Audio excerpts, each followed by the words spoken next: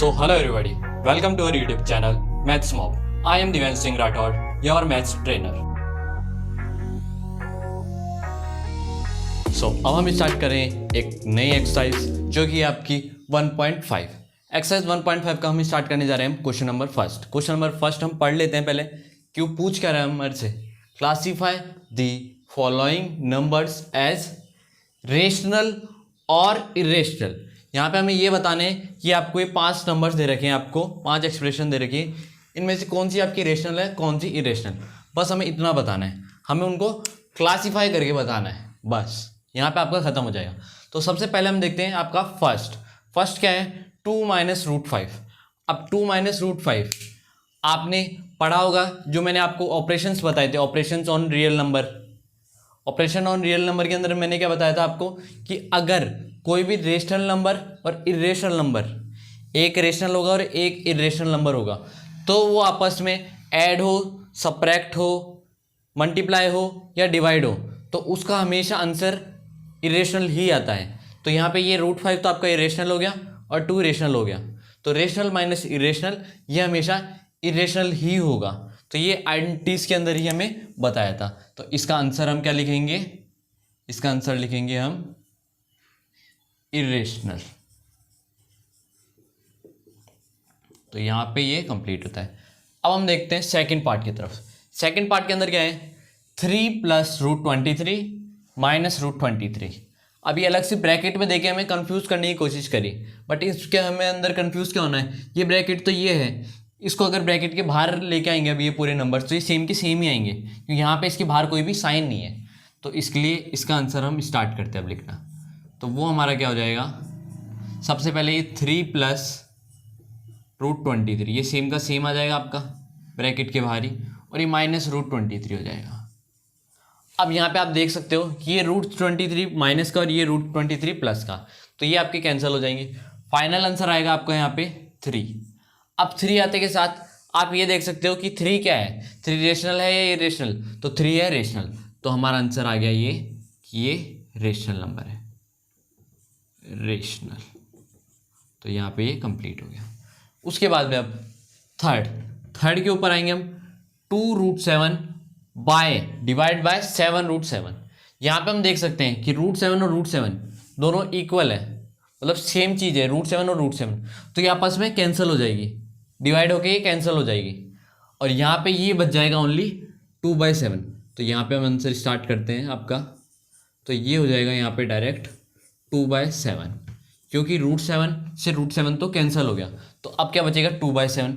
2/7 ये क्या है, रेशनल है, क्योंकि ये p/q फॉर्म में है, q नॉट इक्वल टू 0 है, p q इंटीजर्स है, तो ये आपके अब हो गया रेशनल नंबर। तो यहाँ पे ये पार्ट भी खत्म होता है आपका, इसका लिख देते हैं हम रेशनल। अब आते हैं हम आपके फोर्थ पार्ट पे। फोर्थ पार्ट क्या है आपका, 1/√2। अब 1/√2 है, यहाँ पे मैंने आपको पहले ही बताया था कि अगर कभी भी 2 नंबर है, एक रेशनल है और एक इरेशनल है, उसके साथ में चाहिए एडिशन हो, सब्ट्रैक्शन हो, एडिशन हो, सब्ट्रैक्शन हो, मल्टीप्लिकेशन हो या डिवीज़न हो, एक आपका रेशनल नंबर होना चाहिए, एक इरेशनल नंबर चाहिए, आगे पीछे हो कोई दिक्कत नहीं है, तो उनका हमेशा जो भी फाइनल आंसर आएगा वो हमेशा इरेशनल ही आएगा। ये मैंने आपको बता चुका हूँ मैं पहले भी। तो यहाँ पे हम देख सकते हैं 1 है वो आपका रेशनल नंबर है, √2 इरेशनल है, तो 1 रेशनल है, √2 इरेशनल है, तो इसका आंसर क्या आएगा अब आपका फाइनल, ये आपका आएगा इरेशनल। ये हमने कहाँ पढ़ा था, ये हमने पढ़ा था OO, operation on real number, OORN, irrational. ये हो गया इसका आपका आंसर।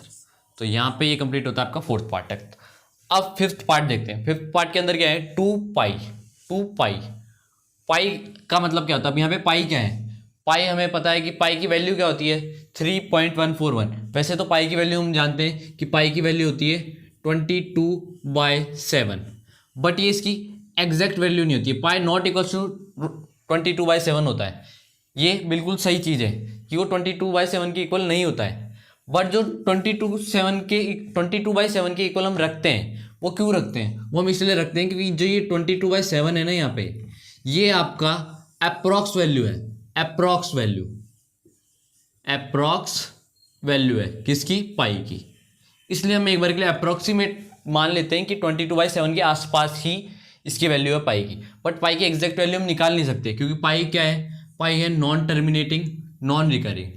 पाई की वैल्यू आपकी बिलियंस के अंदर आगे डिजिट जाती है, इसकी स्टार्टिंग होती है 3.141, फिर आगे बिलियंस के अंदर डिजिट्स है आगे, जिसके अंदर कोई फॉर्म नहीं बन रही है, वो रिपीटिंग तो बन ही नहीं रही है, इसलिए ये नॉन टर्मिनेटिंग और नॉन रिकरिंग है, इसलिए पाई भी आपका एक इरेशनल नंबर है। तो यहाँ पे हम देखते हैं पाई इरेशनल है और 2 रेशनल है। रेशनल और इरेशनल का मल्टीप्लिकेशन करेंगे तो फाइनल आंसर क्या आना चाहिए, वो आना चाहिए इरेशनल। किसके हिसाब से, ऑपरेशन ऑन रियल नंबर के हिसाब से। तो यहाँ पे लिखेंगे इरेशनल, सही से लिख देता हूँ एक बार, इरेशनल। अब उसके बाद में इन 5 पॉइंट के अंदर आपने बता दिए कौन कौन से रेशनल है, कौन कौन से इरेशनल है, तो आप अलग से यहाँ पे अलग से भी लिख सकते हो। क्या लिखना है कि जैसे कि यहाँ पे बिल्कुल ये 5 पॉइंट करने के बाद में आप इस क्वेश्चन के लास्ट एंड के अंदर ये लिख सकते हो कि फर्स्ट, जैसे कि फर्स्ट है यहाँ पे इरेशनल, उसके बाद में फोर्थ और फिफ्थ ये भी इरेशनल, तो first, fourth and fifth are irrational, ये लिख सकते हो। और उसी के साथ में यहाँ पे लगा सकते हो, अब कौन कौन से बाकी रह गए आपके, सेकंड और थर्ड, जो कि आपके रेशनल नंबर है। तो यहाँ पे लिखेंगे हम second and third are rational. तो यहाँ पे आपका कंप्लीट होता है क्वेश्चन नंबर 1 एक्सरसाइज 1.5 का। तो होप करता हूँ कि आपको ये समझ में आ गया होगा। अब ये समझ में आ गया है तो आपको ये नोट डाउन भी कर लेना है। अब इसको नोट डाउन करो। अब हम स्टार्ट करने जा रहे हैं आपका क्वेश्चन नंबर 2 एक्सरसाइज 1.5 का ही। पहले पढ़ लेते हैं क्वेश्चन पूछ के आराम से। तो क्वेश्चन के अंदर बोला है सिंप्लीफाई करना है हमें, मतलब इन सबको सॉल्व करना है। Each of the following expressions, मतलब जितनी भी आपके एक्सप्रेशंस आएगी इसके अंदर 4 है, अभी 2 यहाँ पे और 2 नेक्स्ट स्लाइड के अंदर होगी, तो उनको हमें सिंप्लीफाई सॉल्व करके बताना है। जैसे कि हम फर्स्ट देखते हैं, फर्स्ट क्या पूछा हमसे, 3 + √3 ये ग्रुप है, मल्टीप्लाई बाय 2 + √2, तो ये इससे मल्टीप्लाई हो रहा है, इस ग्रुप को इस ग्रुप से इससे हमने मल्टीप्लाई किया है। तो इसको वैसे तो अगर किसी को आइडेंटिटी याद है तो वैसे भी कर सकता है कि √a, ये तो मतलब a + √b, c + √d, अगर ऐसी आइडेंटिटी याद है। वैसे तो ऐसी कोई आइडेंटिटी अभी तक अपन ने बुक के अंदर पढ़ी नहीं है, तो इसलिए हम क्या करेंगे, इसको डायरेक्ट सॉल्व करेंगे। डायरेक्ट सॉल्व कैसे, सबसे पहले हम लिखते हैं यहाँ पे सॉल्यूशन, तो यहाँ लिखा हमने सॉल्यूशन। उसके बाद में यहाँ पे क्या करेंगे, डायरेक्ट मल्टीप्लाई करेंगे। पहले 3 को मल्टीप्लाई करेंगे इस पूरे से, फिर √3 को मल्टीप्लाई करेंगे इस वाले पूरे ग्रुप से। तो करते हैं यहाँ पे 3 × 2 + √2। उसके बाद में हमें क्या करना है, प्लस √3 को हमें मल्टीप्लाई करना है पूरे इस ग्रुप से, जो कि आपका 2 + √2। सही है, बिल्कुल यहाँ तक समझ में आ रहा है सबको। अब इसके आगे क्या करना है हमें, इसके आगे वाली स्टेप के अंदर हमें इसको एक एक करके मल्टीप्लाई करना है। 3 2 जा, तो 3 2 जा हो गया आपका ये 6, 3 × √2, तो ये हो गया आपका 3 √2। उसके बाद में √3 × 2, तो ये भी आपका हो जाएगा 2 √3। बिल्कुल सही है, क्योंकि प्लस साइन था यहाँ पे भी और प्लस इसका है, तो प्लस प्लस प्लस ही होता है। ऐसे यहाँ पे प्लस है और यहाँ पे प्लस है, तो ये भी अब प्लस प्लस ही होगा, तो यहाँ पे भी प्लस साइन ही आएगा। उसके बाद में यहाँ पे क्या किया, √3 को √2 से मल्टीप्लाई किया है। हमें पता है कभी भी 2 ये रूट वाले मल्टीप्लाई होते हैं तो अंदर जाके मल्टीप्लाई हो जाते हैं। अंदर जाके सेंस यहाँ पे क्या हो जाएगा, √3 × 2 ये हो जाएगा। अब इसको हमें सॉल्व करना है नीचे, तो यहाँ सॉल्व करते हैं हम। ये 6 को 6 लिखेंगे, उसके बाद 3 √2 और ये है 2 √3, तो यहाँ पे इनको ऐसे कैसे लिख लेंगे, 3 √2 + 2 √3 लिख लिया। उसके बाद में हमें क्या करना है, यहाँ पे आगे मल्टीप्लाई करना है। तो ये मल्टीप्लाई करने पे क्या आएगा, 3 2 जा 6, ये आ जाएगा आपका √6। तो यहाँ पे आपका ये है इसका फाइनल आंसर, क्या है 6 + 3 √2 + 2 √3 + √6। तो यहाँ पे इसका फाइनल आंसर खत्म होता है। फर्स्ट पार्ट हमने क्लियर कर लिया। अब हम आते हैं सेकंड पार्ट के ऊपर। सेकंड पार्ट के अंदर क्या है, 3 + √3 और 3 - √3, ये 2 ग्रुप है, इनको हमें मल्टीप्लाई करना है। तो इसको हम अलग अलग तरीके से कर सकते हैं। जैसे कि अगर आपको डायरेक्ट आइडेंटिटी याद हो, ए plus root B A minus root B, अगर उसकी आइडेंटिटी याद हो जो कि होती है ए स्क्वायर माइनस बी, तो उससे कर सकते हो। अगर आपको आइडेंटिटी याद है ए plus B A minus B की, जो कि ये तो सबको याद होनी चाहिए, ए स्क्वायर माइनस बी स्क्वायर होता है कि इसको ए मानो, इसको बी मानो, इसको ए मानो, इसको बी मानो, तो उसकी आइडेंटिटी हो जाती है ए स्क्वायर माइनस बी। और एक आप तीसरे तरीके से इसको एक 3 को इस पूरे से मल्टीप्लाई करो, √3 को इस पूरे से मल्टीप्लाई करो, जैसे हमने यहाँ सॉल्व किया वैसे यहाँ सॉल्व करो। तो ऐसे 3 तरीके हैं, मैं आपको आइडेंटिटी वाला ही बताता हूँ अभी। सॉल्व करके ऐसे तो बता दिया, ऐसे ही उस तरह भी करना है, बट आइडेंटिटी वाला करके बताता हूँ वो कैसे करेंगे हम। आइडेंटिटी वाले के अंदर हमें क्या करना है, सबसे पहले आइडेंटिटी जो यूज़ करेंगे हम वो लिख लेते हैं। जैसे कि अभी मैं यहाँ पे यूज़ करना चाह रहा हूँ ए प्लस बी और ए माइनस बी की, ये आइडेंटिटी तो सबको याद रहती है। तो यहाँ पे मैं लिखूंगा A plus B A minus B equals to A square minus B square. इनको नेमिंग दे देना कोई सी भी एक इक्वेशन। उसके बाद में लास्ट यहाँ पे लिखेंगे हम कंपेयरिंग विथ दिस इक्वेशन, इस इक्वेशन से कंपेयर करके देखेंगे यहाँ पे, फिर उनकी वैल्यू डाल देंगे। अब जैसे कि यहाँ पे फाइनल आंसर आ रहा है ए स्क्वायर माइनस बी स्क्वायर, यहाँ पे ए क्या है, ए है आपका 3, तो 3 का स्क्वायर, सही है, माइनस अब बी क्या है, यहाँ पे बी है आपका √3, तो अब यहाँ क्या करेंगे हम, √3 स्क्वायर, ये कर लेंगे। इसके बाद में अब इसको आगे सॉल्व कर देंगे, तो 3 3 का स्क्वायर क्या हो जाएगा, ये आपका 9। और उसी के जैसे ही यहाँ पे अब क्या करेंगे, स्क्वायर है और यहाँ पे अंदर क्या है, रूट है, तो हमें पता है स्क्वायर और रूट आपस में कैंसिल हो जाते हैं, तो ये कैंसिल होते के साथ आपका आंसर आएगा अब यहाँ पे 3, ये 3 आते के साथ फाइनल आंसर आपका आ गया 6। तो 6 क्या हो गया, आपके पार्ट सेकंड का आंसर। तो ये आपके क्वेश्चन नंबर सेकंड के पार्ट सेकंड तक हो गया। अब हम इसके जो थर्ड पार्ट है, थर्ड पॉइंट है, वो और फोर्थ वाला करेंगे इसकी नेक्स्ट स्लाइड में। तब तक के लिए आप ये नोट डाउन कर लो।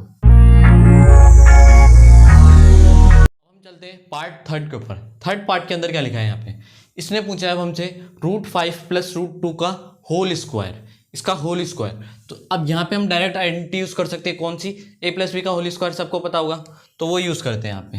यहाँ पे क्या करेंगे, ये डालेंगे, पहले आइडेंटिटी लिख लेते हैं हम यहाँ पे, a + b whole square is equal to a square + b square + 2ab। ये लिखने के बाद हमें नीचे लिख देनी है एक line statement, comparing with this equation. This equation जो भी आप नंबर डालोगे तो कंपेयरिंग विथ इक्वेशन फर्स्ट डाल के यहाँ पे वो लिख देना। उसके बाद में हम थर्ड लाइन में क्या लिखेंगे अब डायरेक्ट, फिर इसके अंदर जो भी ये पॉइंट है a + b का होल स्क्वायर, यहाँ पे a क्या है आपका √5, b है √2, तो उसका आंसर क्या आ रहा है, a square b square + 2ab है ना। तो इस वाले के अंदर अब इनकी वैल्यू डाल दो, तो यहाँ पे a स्क्वायर है, a स्क्वायर है तो मतलब यहाँ क्या करेंगे हम, √5 स्क्वायर। ऐसे नेक्स्ट में क्या करेंगे, √2 स्क्वायर। उसके आगे अब हम क्या करेंगे, 2ab बोला है यहाँ पे, ab बोला है तो अब क्या करेंगे, √5 मल्टीप्लाई बाय √2। तो यहाँ पे आपका ये कंप्लीट होता है। अब इसको थोड़ा आगे सॉल्व कर देते हैं। रूट से ये रूट है और ये स्क्वायर है, तो रूट से स्क्वायर कैंसिल हो जाएगा, यहाँ पे आ जाएगा आपका 5, रूट से स्क्वायर कैंसिल हो जाएगा, यहाँ आ जाएगा आपका 2। उसके बाद में नेक्स्ट, अब ये 2 है तो इस 2 को तो ऐसे कैसे ही लिख दो। उसके बाद में जो ये √5 है, √5 को मल्टीप्लाई √2 से करोगे। आपको पता है किसी भी दो नंबर रूट वालों को मल्टीप्लाई करते हैं आपस के अंदर, तो वो अंदर आपस में मल्टीप्लाई हो जाते हैं। जैसे 5 2 = 10, यहाँ आ जाएगा आपका √10, तो यहाँ पे √10 आ गया। उसके बाद में सबसे लास्ट स्टेप, बस इनको बस ऐड कर दो जो जो ऐड हो रहे हैं। जैसे कि यहाँ पे ये ऐड हो रहा है 5 + 2, 5 + 2 ये क्या हो जाएगा आपका 7 + 2 √10। तो यहाँ पे आपका ये कंप्लीट होता है आंसर नंबर इसका थर्ड वाला पार्ट। तो ये आंसर आ गया आपका 7 + 2 √10। अब हम देखते हैं फोर्थ पार्ट। फोर्थ पार्ट बिल्कुल सेकंड वाले पार्ट की तरह ही है, उसके अंदर भी ऐसा ही कुछ था, a - b a + b है यहाँ पे, वहाँ पे a + b a - b था। तो देखो क्वेश्चन क्या पूछा है, √5 - √2, एक ब्रैकेट है ये पूरा, और √5 + √2 ये ग्रुप है। तो इन दोनों को आपस में मल्टीप्लाई कर रहे हैं, मल्टीप्लाई कर रहे हैं, तो यहाँ पे भी सेम हम आइडेंटिटी वाला ही खेल खेलते हैं। अब यहाँ पे एकदम से हम क्या करते हैं, एक बार के लिए हम वो वाली आइडेंटिटी यूज करते हैं, कौन सी वाली, ये √a माइनस रूट बी और रूट ए प्लस रूट बी। इस आइडेंटिटी का डायरेक्ट आंसर आता है ए माइनस बी। आप इसके जगह वो भी यूज़ कर सकते हो कि A plus B A minus B equals to A square minus B square. तो यहाँ पे अभी अगर इस वाली के हिसाब से ए भी निकालेंगे हम तो यहाँ पे आएंगे 5 और 2। और अगर आप वाले आइडेंटिटी लोगे कौन सी A plus B A minus B जिसका answer A square minus B square square वाले फॉर्म में आएगा तो उसके अंदर वहाँ पे ए होगा आपका ये पूरा √5 और बी होगा आपका पूरा √2। पहले तो अगर हम वो ए स्क्वायर वाली आइडेंटिटी लेते ए स्क्वायर माइनस बी स्क्वायर वाली तो उसके अंदर रूट के साथ में मानते ए बी। यहाँ पे बिना रूट के मानेंगे, यहाँ पे 5 ए है और 2 बी है। तो अब हम सॉल्व करते हैं। यहाँ पे हमें पता चली गई ये ए माइनस बी आएगा। अब इसके अंदर ए है आपका √5 तो ये हो जाएगा 5 तो 5 है आपका ए और माइनस उसके बाद में बी है, बी क्या है यहाँ पे 2 तो 5 - 2 से ये आंसर आएगा आपका इसका 3। तो ये 3 है आपका फाइनल आंसर जो कि ये 4th पार्ट का। तो यहाँ पे ये भी खत्म होता है हमारा आंसर। तो यहाँ पे आपका पूरा क्वेश्चन नंबर 2 ही खत्म हो चुका है। होप करता हूँ आपको यहाँ तक समझ में आया होगा। समझ में आ गया तो अब इसको नोट डाउन कर लो। अब हम स्टार्ट करने जा रहे हैं क्वेश्चन नंबर 3 एक्सरसाइज 1.5 का। तो सबसे पहले हम पढ़ लेते हैं क्वेश्चन के अंदर पूछा गया है recall pi is defined as the ratio of the circumference से C of a circle to its diameter से डी। अब यहाँ पे क्या बताया गया है कि हमें याद करने के लिए रिकॉल करने के लिए बोला गया है कि हमें पाई कैसे डिफाइन करते थे। हम पाई डिफाइन करते थे हम ratio of circumference of a circle to the ratio of ये डायमीटर। मतलब हम क्या करते थे जो भी सर्कमफेरेंस होगी और उसका रेशियो किसके साथ में होगा डायमीटर के साथ में। अब यहाँ पे हमें ये भी बताया गया है कि सर्कमफेरेंस को हम सी बोल लेंगे और डायमीटर को हम डी बोल लेंगे तो इसलिए C/D लिख दिया मैंने, जिसका मतलब आगे ढंग से भी बताया गया है कि that is pi equals to C/D। इस पूरी जो लैंग्वेज है इसको हम मैथमेटिकल लिख दिए पाई इक्वल्स टू C/D। ये हमें गिवन है, ये हमें पता है। अब ये वैसे रियलिटी में होता है नहीं होता है ये मैं आपको अभी प्रूफ करके भी बता दूंगा, ठीक है। तो इसके आगे पढ़ते हैं हम। This seems to contradict the fact that pi is irrational. Pi एक इरेशनल नंबर है ये हमें पता है, बट यहाँ पे एक कॉन्ट्राडिक्ट आ जाता है कि पाई इरेशनल नंबर होकर भी ये C/D है। C/D एक तरीके से P/Q की फॉर्म में बन गया। ये P/Q की फॉर्म किसकी होती है रेशनल नंबर की। तो एक ये इरेशनल नंबर किसी रेशनल नंबर के इक्वल, एक इरेशनल नंबर ये पूरे एक रेशनल नंबर के इक्वल कैसे हो सकता है। तो यहाँ पे हमें क्या करना है कि how will you resolve this contradiction. हमसे यही पूछा गया है कि इस कॉन्ट्रडिक्शन को आप कैसे सॉल्व करोगे, रिजॉल्व करोगे। तो हम देखते हैं कैसे करेंगे। सबसे पहले हम यहाँ पे स्टार्ट करते हैं सॉल्यूशन। अब हम यहाँ पे क्या करेंगे कि पाई इक्वल्स टू C/D हमें दिया गया। पहले तो मैं आपको ये क्लियर कर देता हूँ ये C/D आया कहाँ से। वैसे तो ये कोई जरूरी नहीं है आपको वहाँ पे लिखना नहीं है आपको आंसर के अंदर, लेकिन आपकी नॉलेज के लिए बता देता हूँ मैं आपको कि ये C/D आया कैसे। आप सबको पता होगा सर्कमफेरेंस का फॉर्मूला क्या होता है। सर्कमफेरेंस मतलब जो ये सर्कल होती है तो ये आउटर ये जो ये लाइनिंग है ये पाथ है ये पूरा इसकी जो लेंथ होती है उसको सर्कमफेरेंस बोलते हैं हम। तो उसकी वैल्यू क्या होती है, उसका फॉर्मूला क्या होता है, उसका फॉर्मूला होता है 2πr। Circumference 2πr equals to circumference, 2πr equals to circumference. ये रियलिटी है, ये हमें पता ही, ये तो मतलब हमें फॉर्मूला पता है, ठीक है। अब यहीं से ये C/D आया, कैसे आया देखते हैं। अब हमें एक चीज़ और भी पता है कि जैसे ये सर्कल है, सर्कल से एक लाइन इधर से करी और एक लाइन इधर से करी, इसका मतलब ये 2 रेडियस बन गई, 2 रेडियस। और इस पूरी लेंथ को क्या बोलेंगे डायमीटर। मतलब ये बोल सकते हैं कि ये पूरा डायमीटर 2 रेडियस के इक्वल है। इसका मतलब जो ये डायमीटर है वो 2 रेडियस के इक्वल है। बिल्कुल सही है। अब यहाँ पे हमें ऊपर वाली रो के अंदर दिख रहा है कि 2r है, यहाँ पे 2r किसके इक्वल हो जाएगा d के इक्वल। तो अब इस वाली को आप यहाँ नीचे लो, नीचे लोगे तो यहाँ पे आप क्या करोगे 2r की जगह रख दो d और आगे क्या है आपका पाई, तो d pi equals to c। यहाँ से पाई की वैल्यू निकालो आप तो पाई इक्वल्स टू C/D आ जाएगा। तो ये यहाँ से वैल्यू आई है C/D, ये हमें डायरेक्टली गिवन है। ये मैंने आपकी नॉलेज के लिए बताया है कि नॉलेज आपको पता चल जाएगी C/D आया कहाँ से। अब हम रियलिटी के अंदर जो आगे हमसे पूछा गया है वो सॉल्व करते हैं। हमें दिख रहा है यहाँ पे कि ये पाई है, पाई हमें पता है इरेशनल नंबर है क्यों हमने पहले ही बता चुके हैं। जो ये 22/7 है ये अप्रॉक्स वैल्यू होती है, इसकी अप्रॉक्स वैल्यू होती है, ये एग्जैक्ट वैल्यू नहीं होती है। तो यहाँ से हमें पता चल गया था कि अप्रॉक्स वैल्यू होती है, इसकी एग्जैक्ट वैल्यू तो नॉन टर्मिनेटिंग नॉन रिकरिंग है। नॉन टर्मिनेटिंग नॉन रिकरिंग वाली सारी इरेशनल नंबर होता है। तो हम ये चीज़ तो पहले ही देख चुके हैं कि पाई इरेशनल नंबर है। बट ये किसी rational number C by D एक तरीके से पी बाई क्यू की फॉर्म वाला ही दिख रहा है, पी बाई क्यू की फॉर्म के अंदर ही दिख रहा है, तो ये पी बाई क्यू की फॉर्म के अंदर है, तो इसका मतलब ये रेशनल नंबर होना चाहिए। बट यहाँ पे एक चीज आप नोटिस करो कि रेशनल नंबर की क्या कंडीशन होती है, पी बाई क्यू की फॉर्म में आना ही जरूरी नहीं होता, साथ के अंदर उसके अंदर ये भी जरूरी होता है आपके लिए कि वहां पे जो आपके ये पी और क्यू है, P and Q, P and Q are integers, वहां पे पी और क्यू का इंटीजर्स होना भी जरूरी है।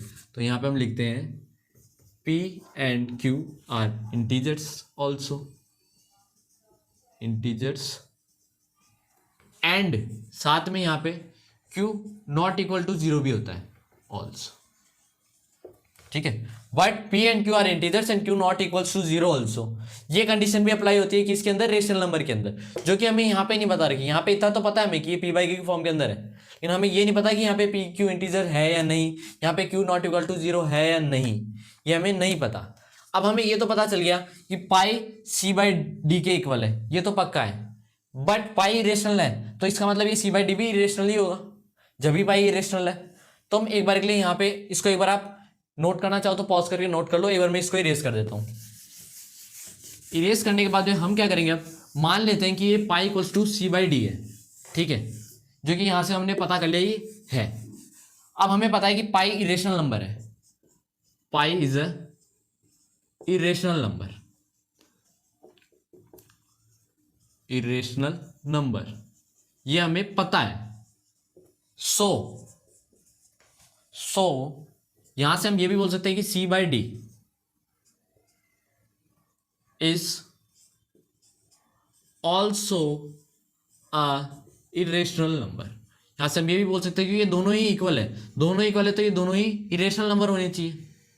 अब इरेशनल नंबर होने चाहिए तो इरेशनल नंबर इस फॉर्म में है, इसका मतलब यहाँ पे सी बाई डी कब इरेशनल होगा, सी बाई डी जब इरेशनल होगा, मैंने आपको बताया था कि कभी भी पी बाई क्यू की फॉर्म है वो आपकी इरेशनल कब होगी, जब वहां पे या तो अगर पी इरेशनल है या क्यू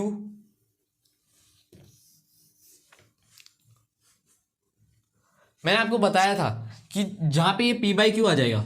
अब पी बाई क्यू ये कब कब इरेशनल होता है, पी बाई क्यू तब इरेशनल होता है जब पी है आपका, जो पी की वैल्यू है वो आपकी या तो आई इरेशनल, ठीक है, इसको आई आर सी कर देता हूं, या फिर ये क्यू की वैल्यू इरेशनल है, ठीक है, इन दोनों में से या तो और, या फिर ये दोनों ही बोथ, ये बहुत ही इरेशनल हो आपकी। तो इन तीन कंडीशन के अंदर हम ये बोल सकते हैं कि जो आपका सी बाई डी है ये इरेशनल नंबर है। अगर ये इरेशनल नंबर तो होंगे, ये तो हमें कंफर्म हो गया।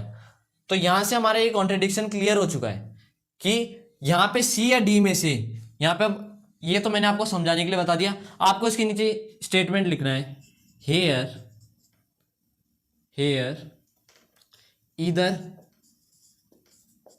either C or D or both are irrational, ये स्टेटमेंट लिखना है आपको। उसके बाद में लास्ट स्टेटमेंट आपको लिखना है there is